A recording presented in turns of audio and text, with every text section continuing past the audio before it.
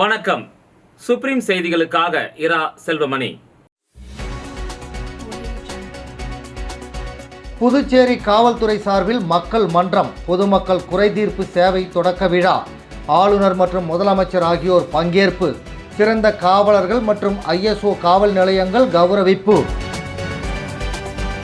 புதுச்சேரி விவசாயிகள் நலத்துறை சார்பில் விவசாயிகளை கௌரவிக்கும் விழா. துணைநிலை ஆளுநர் மற்றும் முதலமைச்சர் ஆகியோர் பங்கேற்பு. முன்னாள் முதலமைச்சர் நாராயணசாமி மணவெளி தொகுதியில் போட்டியிட தயாரா? சபாநாயகர் செல்வம் சவால். புதுச்சேரியில் முதலமைச்சர், அமைச்சர்கள், அதிகாரிகளின் ஊழல் ஆட்சி நடைபெறுகிறது. முன்னாள் முதல்வர் நாராயணசாமி குற்றச்சாட்டு. இனி விரிவான செய்திகள். காவல்துறையின் நடவடிக்கைகள்தான் அரசின் மீதான மக்களின் நம்பிக்கையை அதிகரிக்கும் என புதுவை துணைநிலை ஆளுநர் கைலாஷ்நாதன் தெரிவித்துள்ளார். புதுச்சேரி காவல்துறை சார்பில் மக்கள் குறை தீர்க்கும் நிகழ்வை தொடரும் வகையிலான மக்கள் மன்றம் தொடக்கம், பள்ளிகளுக்கான புகார் பெட்டிகள் வழங்குதல், மக்கள் குறை தீர்ப்பதில் சிறப்பாக பணியாற்றிய காவல்துறை அதிகாரிகள், காவலர்கள் மற்றும் சிறந்த காவல் நிலையங்களுக்கான ISO சான்றுகள் வழங்கல், புதுவை காவல்துறைக்கான பாடல் வெளியீட்டு விழா இந்திரா காந்தி அரசு மருத்துவமனை வளாகத்தில் நடைபெற்றது. விழாவில் சிறப்பு விருந்தினர்களாக துணைநிலை ஆளுநர் கைலாஷ்நாதன், முதலமைச்சர் ரங்கசாமி ஆகியோர் கலந்து கொண்டு மக்கள் மன்றத்தை தொடங்கி வைத்து சான்றுகளை வழங்கி காவல்துறை பாடலை வெளியிட்டனர். தொடர்ந்து விழாவில் பேசிய துணைநிலை ஆளுநர் கைலாஷ்நாதன், காவல்துறையின் நடவடிக்கைகளே மக்களிடையே அரசு மீதான நம்பிக்கையை அதிகரிக்க செய்யும். தற்போது சமூகத்தில் குழந்தைகள் பாதுகாப்பு கேள்விக்குறியாகி வருவது சரியல்ல. ஆகவே பள்ளிகளில் குழந்தைகளுக்காக புகார் பெட்டி வைக்கப்படுகிறது என்றார்.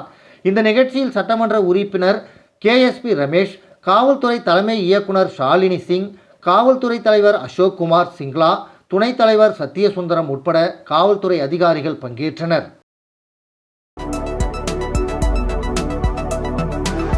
புதுச்சேரி அரசு வேளாண் மற்றும் விவசாயிகள் நலத்துறை சார்பில் விவசாயிகளை கௌரவிக்கும் விழா, விவசாயிகள் கௌரவ நிதி வழங்குதல் நிகழ்ச்சியில் துணைநிலை ஆளுநர் மற்றும் முதலமைச்சர் ஆகியோர் கலந்து கொண்டு சிறப்பித்தனர். புதுச்சேரி அரசு வேளாண் மற்றும் விவசாயிகள் நலத்துறை, வேளாண் தொழில்நுட்ப மேலாண்மை முகமை மற்றும் குரும்பாம்பேட் பெருந்தலைவர் காமராஜர் வேளாண் அறிவியல் நிலையம் சார்பில் விவசாயிகளை கௌரவிக்கும் விழா, விவசாயிகள் கௌரவ நிதி வழங்குதல் நிகழ்ச்சி புதுச்சேரி கருவடிக்குப்பத்தில் உள்ள காமராஜர் மணிமண்டபத்தில் நடைபெற்றது. இதில் பீகார் பகல்பூரில் பிரதமர் மோடி விவசாயிகள் கௌரவிப்பு விழாவின் நேரலை அகன்ற திரையில் ஒளிபரப்பு செய்யப்பட்டது. விழாவிற்கு வேளாண் துறை அமைச்சர் தேனி ஜெயக்குமார் தலைமை தாங்கினார். விழாவில் சிறப்பு விருந்தினர்களாக துணைநிலை ஆளுநர் கைலாஷ்நாதன், முதலமைச்சர் ரங்கசாமி ஆகியோர் கலந்து கொண்டு சிறப்புரையாற்றினார்கள். பிரதம மந்திரி விவசாயிகள் கௌரவ நிதியின் கீழ் 19வது தவணை நிதி உதவி வழங்கும் நிகழ்வில் புதுச்சேரி மாநிலத்தில் மொத்தம் 8015 பேருக்கு தலா 2000 வீதம், மொத்தம் 1,60,30,000 ரூபாய் அவரவர் வங்கி கணக்கில் நேரடியாக செலுத்தப்பட்டது. விழாவில் அரசு செயலாளர் நெடுஞ்செழியன், துறை இயக்குனர் வசந்தகுமார், பெருந்தலைவர் காமராஜர் வேளாண் அறிவியல் நிலைய கூடுதல் முதல்வர் விஜயகுமார், வேளாண் இயக்குனர் ஜாகிர் உசேன், தோட்டக்கலை பிரிவு சண்முகவேலு மற்றும் அதிகாரிகளும் விவசாயிகளும் பலர் கலந்து கொண்டனர்.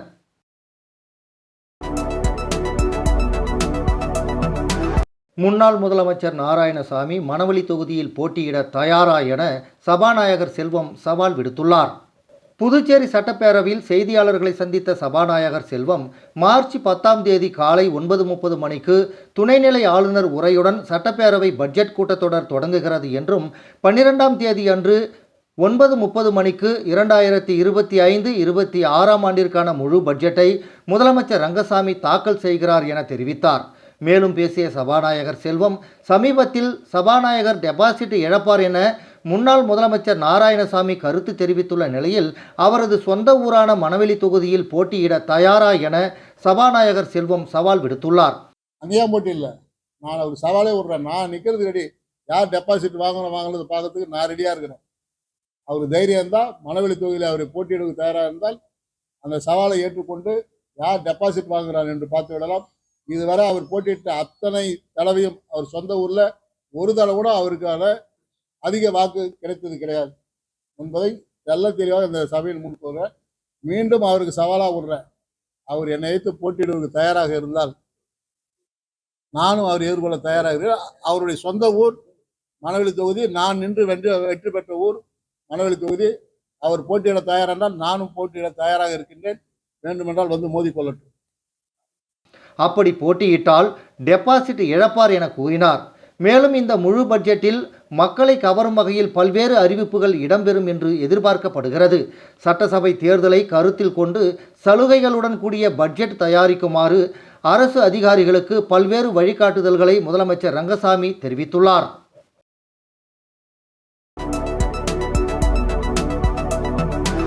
பற்றி கவலைப்படாமல் முதலமைச்சர், அமைச்சர் மற்றும் அதிகாரிகள் என அனைவரும் ஊழல் செய்து ஒரு ஊழல் ஆட்சி புதுச்சேரியில் நடைபெற்று வருவதாக முன்னாள் முதலமைச்சர் நாராயணசாமி குற்றம் சாட்டியுள்ளார். புதுச்சேரி மணவெளி தொகுதி காங்கிரஸ் நிர்வாகிகளின் ஆலோசனை கூட்டம் தவளக்குப்பம் தனியார் திருமண மண்டபத்தில் நடைபெற்றது.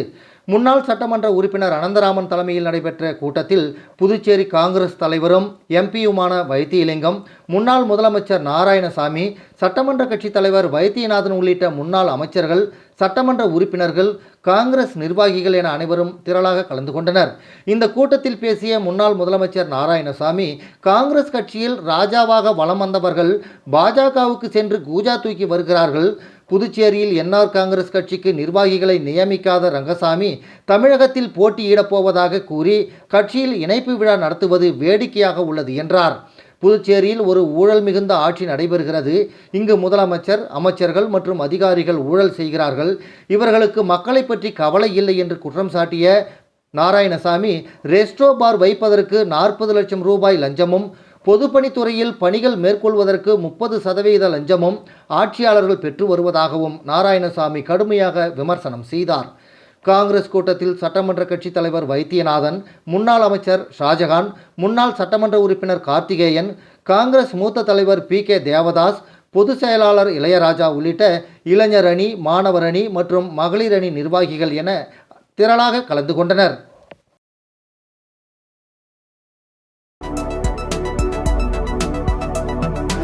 அரியாங்குப்பம் வட்டார வளர்ச்சி அலுவலகம் சார்பில் நடைபெற்ற பாலின விழிப்புணர்வு பிரச்சார நிகழ்ச்சியில் அனைத்து துறைகளிலும் பெண்கள் வளர்ச்சி அடைந்ததாக காவல் கண்காணிப்பாளர் பாஸ்கரன் பெருமிதமாக தெரிவித்துள்ளார்.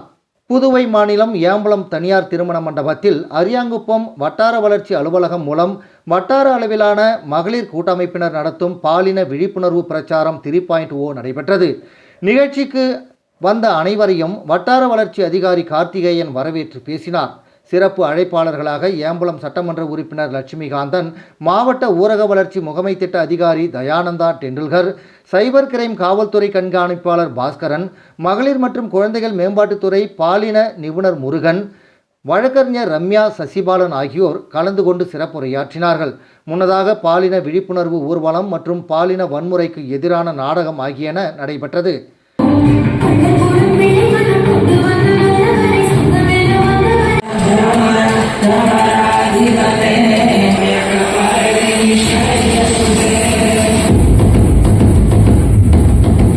நடனம், நாடகத்தில் பங்கேற்ற மாணவிகளுக்கு நினைவு பரிசுகள் மற்றும் சான்றிதழ்கள் வழங்கப்பட்டது. நிகழ்ச்சியில் கல்லூரி மாணவிகள் மற்றும் மகளிர் கூட்டமைப்பினர் உள்ளிட்ட 200க்கும் மேற்பட்ட பெண்கள் கலந்து கொண்டனர். இறுதியாக இணை வட்டார வளர்ச்சி அதிகாரி கார்த்திகேயன் நன்றி கூறினார்.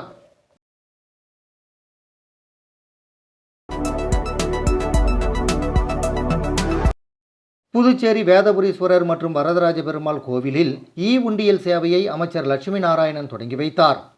புதுச்சேரியில் பிரசித்தி பெற்ற ஸ்ரீ திரிபுர சுந்தரி சமேத வேதபுரீஸ்வரர் கோவில் மற்றும் ஸ்ரீ பெருந்தேவி தாயார் சமேத வரதராஜ பெருமாள் கோவிலில் இந்தியன் ஓவர்சீஸ் வங்கி சார்பில் உண்டியல் சேவை துவக்க விழா நடைபெற்றது. வரதராஜ பெருமாள் கோவிலில் நடந்த நிகழ்ச்சியில் பொதுப்பணித்துறை அமைச்சர் லட்சுமி நாராயணன் உண்டியல் சேவையை துவக்கி வைத்தார். கூட்ட நெரிசல் காலத்தில் பக்தர்கள் தங்களது காணிக்கையை வழக்கமான உண்டியலில் செலுத்துவதற்கு சிரமம் ஏற்படுவதால் தற்போது இந்தியன் ஓவர்சீஸ் வங்கி சார்பில் ஆலய வளாகத்தில் 8 உண்டியல் வைக்கப்பட்டுள்ளது.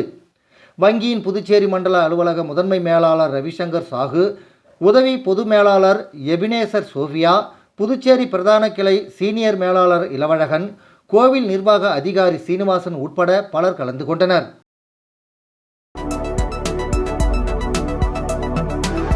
புதுச்சேரி திருப்புவனை சட்டமன்ற தொகுதிக்கு உட்பட்ட கிராம பஞ்சாயத்துகளில் காலியாக உள்ள GRS பணியை நிரப்ப வேண்டி முதலமைச்சர் ரங்கசாமியை சந்தித்து சட்டமன்ற உறுப்பினர் அங்காளன் மனு வழங்கினார். புதுச்சேரி திருபுவனை சட்டமன்ற தொகுதிக்கு உட்பட்ட கிராம பஞ்சாயத்துகளில் காலியாக உள்ள ஜிஆர்எஸ் பணியை நிரப்ப வேண்டி முதல்வர் ரங்கசாமியை சந்தித்து சட்டமன்ற உறுப்பினர் அங்காளன் மனு வழங்கினார். அந்த மனுவில் திருபுவனை சட்டமன்ற தொகுதிக்கு உட்பட்ட கிராமங்களில் பஞ்சாயத்துகளில் மாவட்ட ஊரக வளர்ச்சி முகமையின் மூலம் செயல்படுத்தப்படும் மகாத்மா காந்தி தேசிய கிராமப்புற வேலைவாய்ப்பு உறுதி திட்டம் மூலம் மேற்கொள்ளப்பட வேண்டிய பணிகளை செயல்படுத்துதல் மற்றும் அதனுள் சார்ந்த பல்வேறு பணிகளையும் மேற்கொள்ள வேண்டிய பொறுப்பாளர்களான ஜிஆர்எஸ் எனப்படும் மொத்த பணியிடங்களின் எண்ணிக்கை 9 ஆகும். ஆனால் ஜிஆர்எஸில் வெறும் 4 பணியாளர்கள் மட்டுமே எனது தொகுதியில் உள்ளனர். 5 பணியிடங்கள் ஊழியர்கள் இன்றி காலியாக உள்ளன. இதன் காரணமாக திருபுவனை சட்டமன்ற தொகுதிக்கு உட்பட்ட பல கிராமங்களை MGNREGS பணிகள் மேற்கொள்ளப்படாத சூழல் நிலவுகிறது.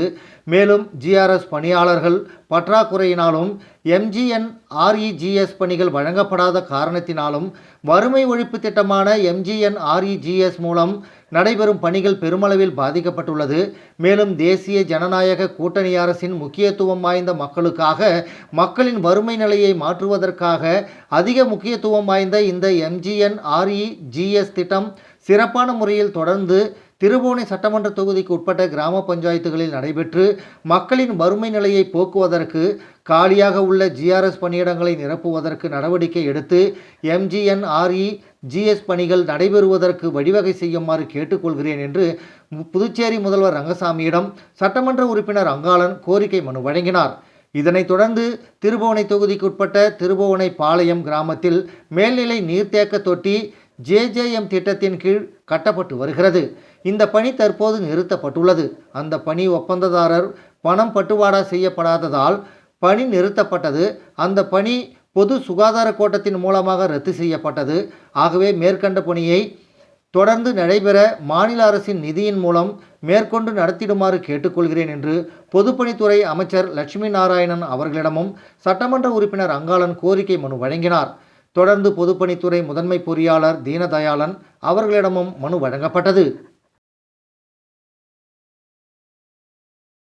விளம்பர இடைவேளைக்கு பிறகு செய்திகள் தொடரும். தேங்க்யூ.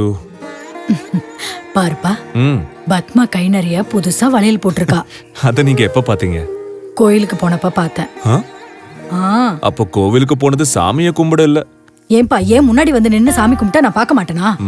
எனக்கும் வேணும் புது வளையல். இப்ப தங்கத்தோட விலை என்னன்னு தெரியுமா? பாரு, ஜோஸ் ஆலுகாஸ்ல இப்போ ஒரு புது ஆஃபர் இருக்கு. தங்க நகைகளின் சேதாரத்தில் பிளாட் 50% தள்ளுபடி. புரிஞ்சுதா? குட். அப்படின்னா ஜோஸ் ஆலுகாஸ் போலாமா? செய்திகள் தொடர்கின்றன. புதுச்சேரி தவளக்குப்பம் நேஷனல் ஆங்கில உயர்நிலைப்பள்ளி தாளாளருக்கு சென்னை எக்மோரில் உலக தமிழ் பல்கலைக்கழகம் சார்பில் முனைவர் பட்டம் வழங்கி கௌரவிக்கப்பட்டது. சென்னை எக்மோரில் உலக தமிழ் பல்கலைக்கழகம் சார்பில் நடைபெற்ற பட்டமளிப்பு விழாவில் புதுவை தவளக்குப்பம் நேஷனல் ஆங்கில உயர்நிலைப்பள்ளியின் தாளாளர் திருமதி எழிலரசி கிரண்குமார் அவர்களுக்கு மதிப்புறு முனைவர் பட்டம் வழங்கப்பட்டது. விழாவிற்கு நீதியரசர் கிருஷ்ணன் தலைமை தாங்கினார். உலக தமிழ் பல்கலைக்கழகத்தின் தலைவர் முனைவர் பெருமாள்ஜி வரவேற்புரை வழங்கினார். விழாவிற்கு சிறப்பு விருந்தினராக சென்னை மணிமேகலை பிரசுரத்தின் நிர்வாக இயக்குனர் முனைவர் ரவி தமிழ்வாணன் கலந்து கொண்டார். புதுவை சுயநிதி தனியார் பள்ளிகளின் கூட்டமைப்பின் தலைவர் ரங்கநாதன் வாழ்த்துரை வழங்கினார். விழாவின் முக்கிய நிகழ்வாக பல்வேறு துறைகளில் சாதனை புரிந்த சாதனையாளர்களுக்கு மதிப்புறு முனைவர் பட்டம் வழங்கி கௌரவிக்கப்பட்டது. அவ்வரிசையில் சிறப்பாக கல்வி சேவை புரிந்து வரும் தவளக்குப்பம் நேஷனல் ஆங்கில உயர்நிலைப் பள்ளியின் தாளாளர் திருமதி எழிலரசி கிரண்குமார் அவர்களுக்கு மதிப்புறு முனைவர் பட்டம் வழங்கி பாராட்டப்பட்டது. உலக தமிழ் பல்கலைக்கழகத்தின் சென்னை மண்டல ஒருங்கிணைப்பாளர் ஜெகவீர பாண்டியன் நன்றி உரை வழங்கினார். விழாவில் பல்வேறு துறைகளை சார்ந்த சாதனையாளர்கள், சாதனை எழுத்தாளர்கள் மற்றும் முக்கிய பிரமுகர்கள் பலரும் கலந்து கொண்டனர்.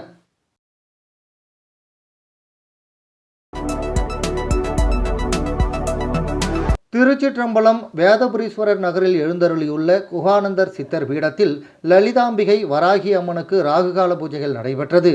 விழுப்புரம் மாவட்டம் வானூர் வட்டம் திருச்சிற்றம்பலம் வேதபுரீஸ்வரர் நகரில் அமைந்துள்ள குகானந்தர் சித்தர் பீடத்தில் எழுந்தருளி அருள்பாலித்து கொண்டிருக்கும் அன்னை ஓம் ஸ்ரீ லலிதாம்பிகை திதி நித்யா ராஜமாதாங்கி காலபைரவர் பத்ரகாளி மகா வராகிக்கு ராகுகால பூஜை நடைபெற்றது. இந்த பூஜை ட்ரஸ்ட் நிர்வாகிகள் மற்றும் ஸ்ரீ வித்யா வராகி உபாசகர் ஸ்ரீ ஸ்ரீ ஸ்ரீ சக்தி சுவாமிகள் தலைமையில் நடைபெற்றது. संबलं गुरु गुरु सीकल्ली श्री सर्वापसादगे शरण्ये त्र्यंबके गौरी तत्रयमाले जितुमोदिका भगवती प्रत्यंकरा भाव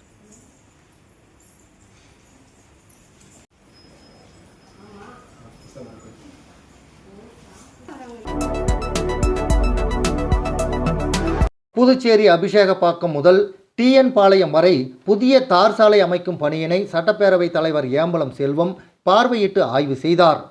புதுவை மணவெளி தொகுதி அபிஷேகப்பாக்கம் முதல் டிஎன் பாளையம் வரை உள்ள பிரதான சாலையை புதிய தார் சாலையாக அமைக்க தொகுதி சட்டமன்ற உறுப்பினரும் சட்டப்பேரவைத் தலைவருமான ஏம்பலம் செல்வத்தின் சீரிய நடவடிக்கையின் பேரில் பொதுப்பணித்துறை மூலம் ரூபாய் 1.39 கோடி மதிப்பில் புதிய தார் சாலை அமைக்கும் பணிகள் நடைபெற்று வருகிறது. சட்டப்பேரவைத் தலைவர் ஏம்பலம் செல்வம் அதனை நேரில் சென்று பார்வையிட்டு ஆய்வு செய்தார்.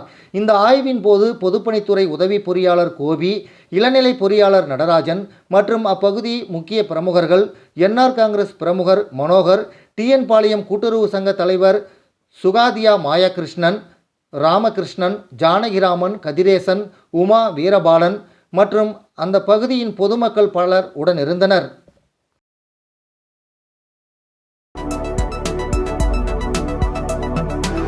புதுச்சேரியில் போலி ஆன்லைன் பங்கு சந்தை செயலி மூலம் ரூபாய் 75 லட்சம் பணத்தை சைபர் கிரைம் போலீசார் மீட்டு ஒப்படைத்தனர். புதுச்சேரியை சேர்ந்த தொழிலதிபர் ஒருவர் ஆன்லைன் மூலம் பங்கு சந்தை வர்த்தகம் செய்வதாக வந்த தகவலை நம்பி ரூபாய் 1 கோடி முதலீடு செய்தார். ஆனால் குறிப்பிட்டபடி லாபம் வரவில்லை. முதலீடு செய்த பணத்தையும் எடுக்க முடியாமல் அந்த தொழிலதிபர் ஏமாற்றப்பட்டார். போலியான மொபைல் செயலி மூலம் ஏமாற்றப்பட்டதை அறிந்த அவர் சைபர் கிரைம் போலீசில் புகார் அளித்தார். போலீசார் வழக்கு பதிவு செய்து ஆன்லைனில் தொழிலதிபர் இழந்த ரூபாய் 75 லட்சம் பணத்தை மீட்டு கொடுத்தனர். இன்ஸ்பெக்டர்கள் தியாகராஜன், கீர்த்தி மற்றும் காவலர் ஜலாலுதீன் ஆகியோருக்கு தொழிலதிபர் நன்றி தெரிவித்தார். புதுவை உழவர்கரை தொகுதிக்கு உட்பட்ட ஜே நகர் பகுதியில் உள்ள அரசு அங்கன்வாடி கட்டிடத்தினை என்ஆர் காங்கிரஸ் நிர்வாகி நாராயணசாமி கேசவன் தனது சொந்த செலவில் புனரமைத்து கொடுத்துள்ளார்.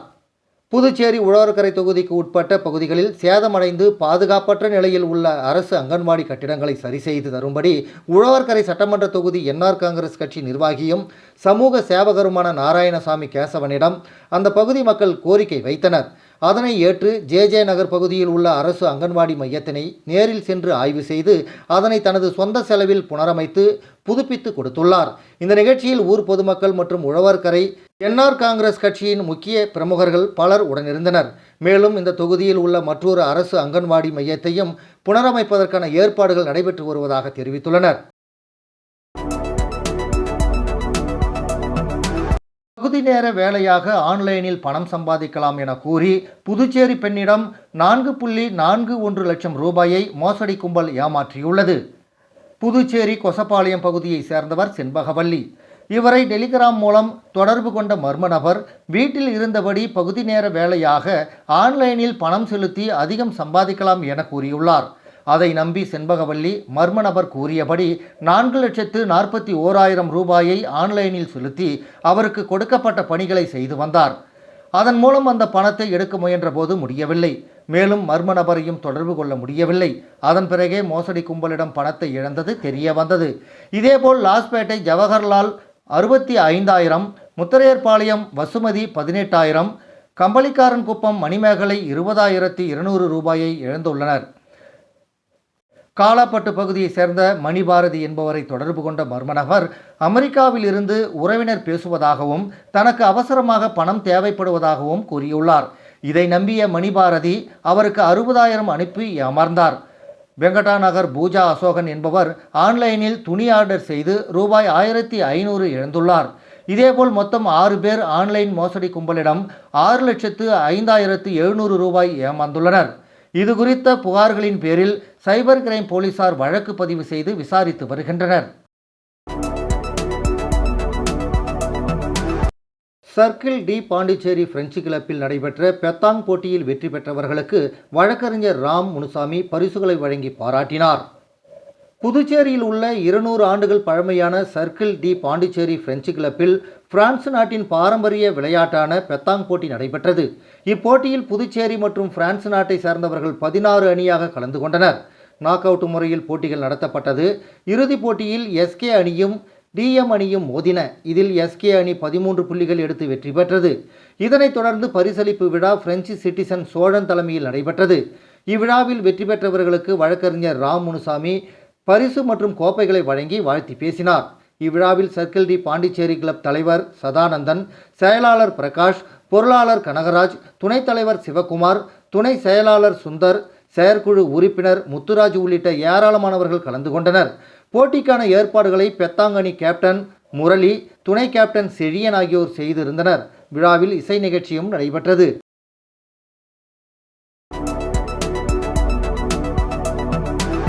புதுச்சேரி சுகாதாரத்துறையில் பணியின் போது இறந்த வாரிசுதாரர்களுக்கு கருணை அடிப்படையில் பணி வழங்க கோரி 12 நாட்களாக வாரிசுதாரர்கள் காத்திருப்பு போராட்டத்தில் ஈடுபட்டனர். புதுச்சேரி சுகாதாரத்துறையில் பணியின் போது இறந்த வாரிசுதாரர்களுக்கு கருணை அடிப்படையில் பணி வழங்க கோரி பல ஆண்டுகளாக கோரிக்கை வைத்து வருகின்றனர்.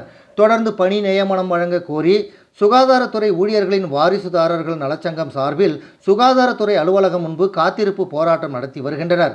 நேற்று 12வது நாளாக நடந்த போராட்டத்தில் சங்க ஒருங்கிணைப்பாளர்கள் ரமேஷ், டேவிட் ஆகியோர் தலைமையில் சங்கத்தினர் கோரிக்கையை வலியுறுத்தி போராட்டத்தில் ஈடுபட்டனர். மீண்டும் முதன்மை செய்திகள்.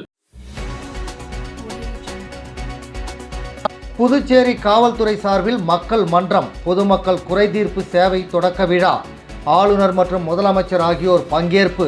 சிறந்த காவலர்கள் மற்றும் ISO காவல் நிலையங்கள் கௌரவிப்பு. புதுச்சேரி விவசாயிகள் நலத்துறை சார்பில் விவசாயிகளை கௌரவிக்கும் விழா.